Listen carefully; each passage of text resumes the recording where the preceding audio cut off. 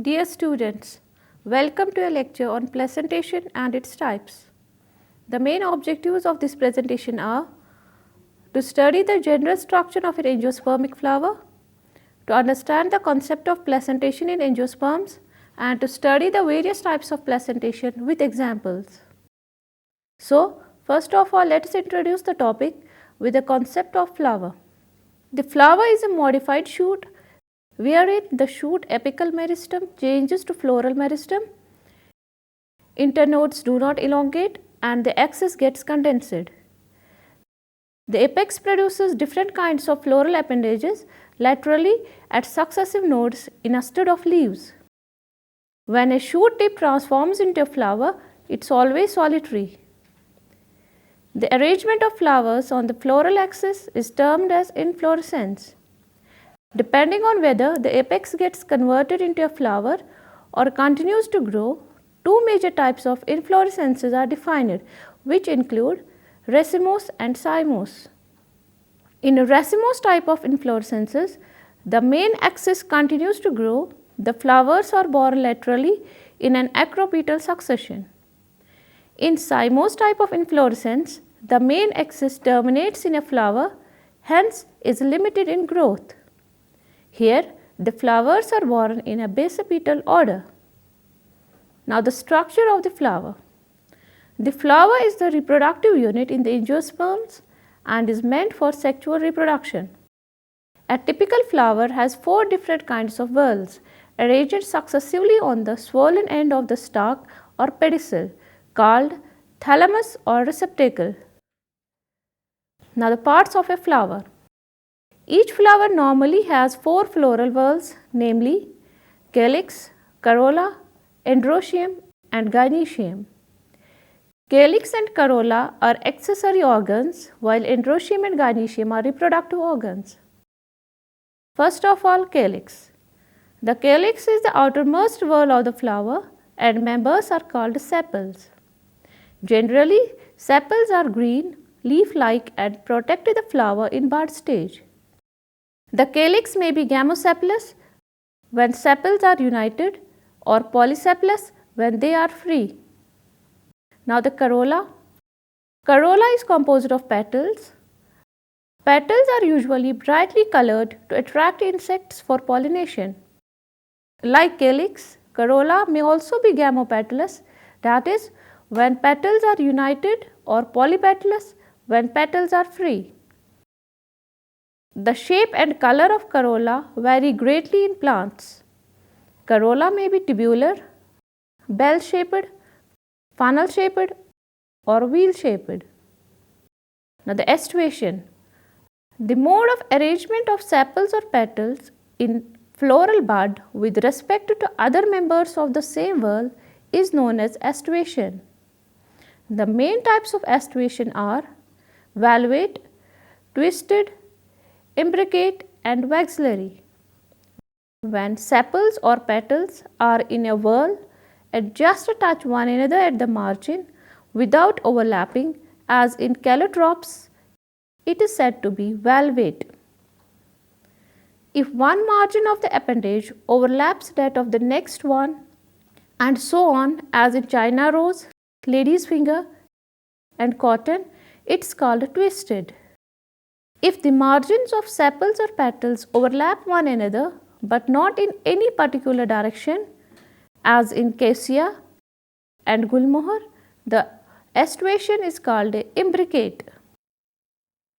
In pea and bean flowers, there are 5 petals. The largest, named as standard, overlaps the 2 lateral petals called as wings, which in turn overlap 2 smallest interior petals named as keel, and this type of aestivation is known as waxillary or papilionaceous. Now, the structure of the androecium. Androecium is composed of stamens. Each stamen, which represents the male reproductive organ, consists of a stalk or a filament and an anther. Each anther is usually bilobed and each lobe has 2 chambers called as the pollen sacs, where pollen grains are produced. A sterile stamen is called staminode. Stamens of flower may be united with other members such as petals or among themselves. When stamens are attached to the petals, they are epipetalous as in brinjal, or epiphyllous when attached to the perianth as in the flowers of lily.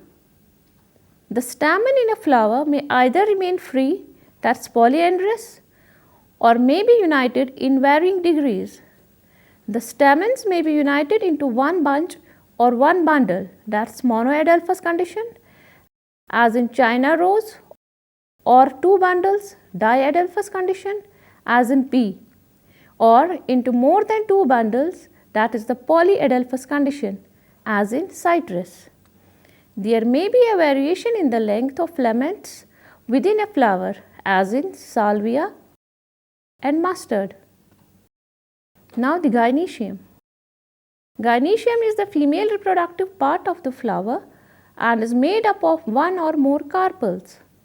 A carpel consists of three parts, namely stigma, style and ovary.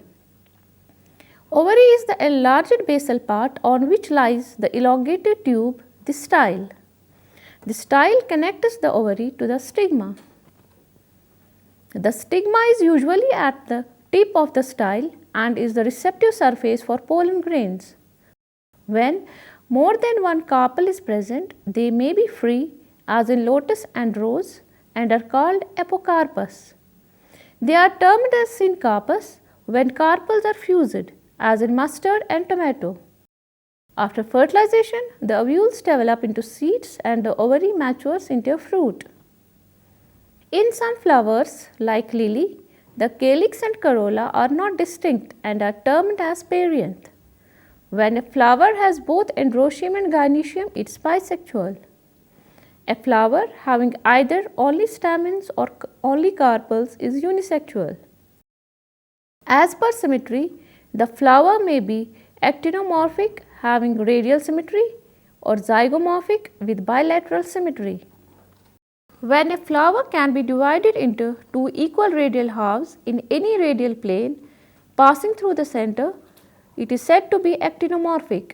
For example, mustard, datura, chili.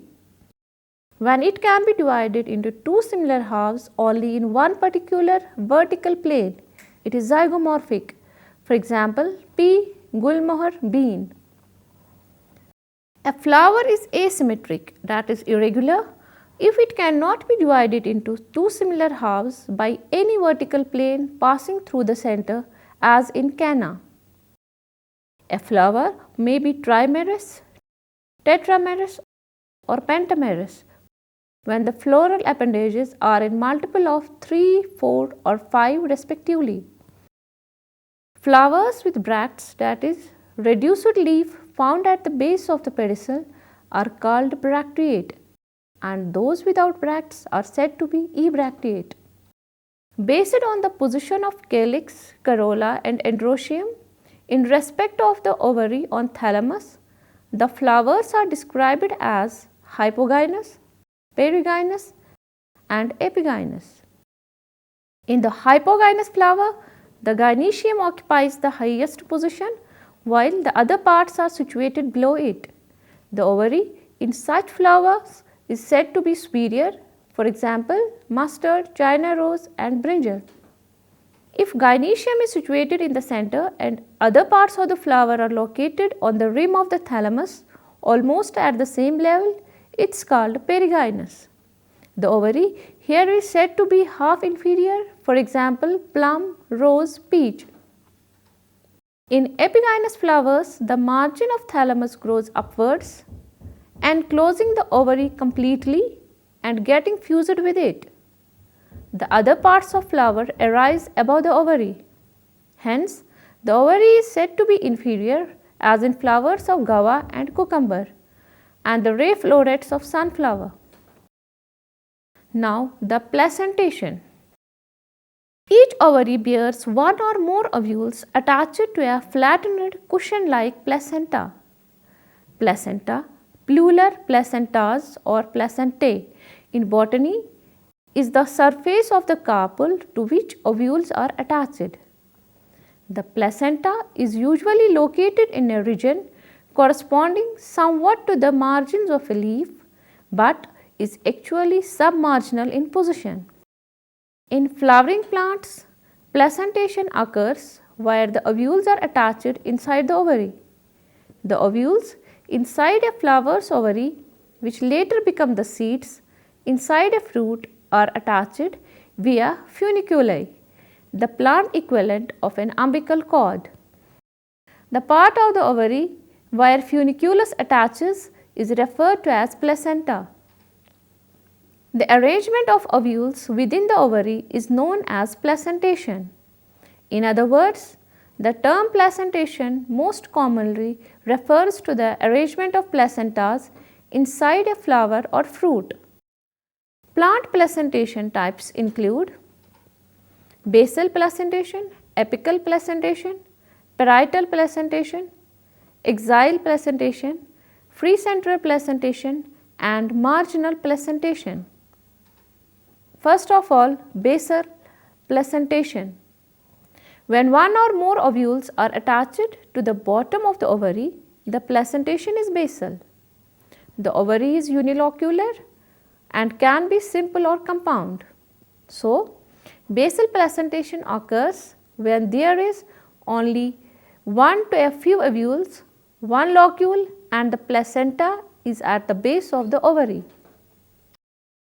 Compositees offer a good example of basal placentation, as each disc or ray flower has one ovule mature in each ovary, and that ovule has basal placentation.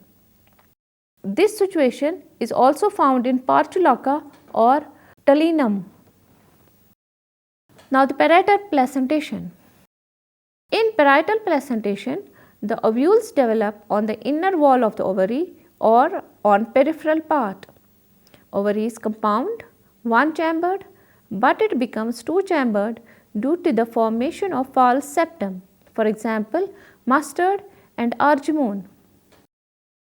There is one locule and as many placenta attached to the ovary wall as there are carpels.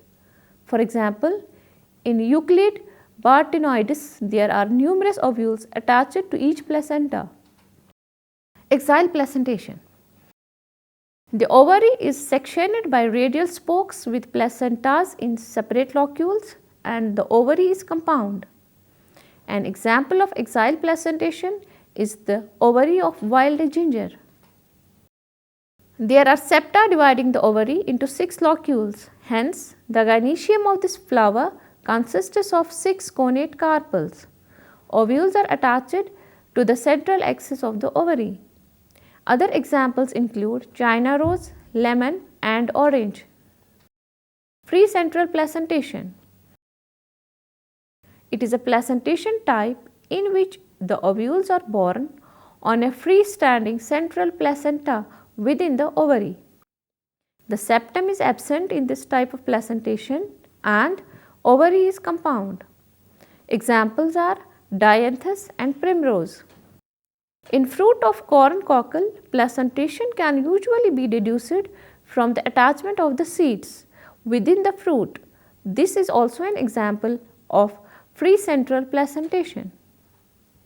Now the marginal placentation. The ovary in which the placenta forms a ridge along the ventral suture of the ovary and the ovules develop on 2 separate rows is known to have marginal placentation. There is one locule per carpel and no septum.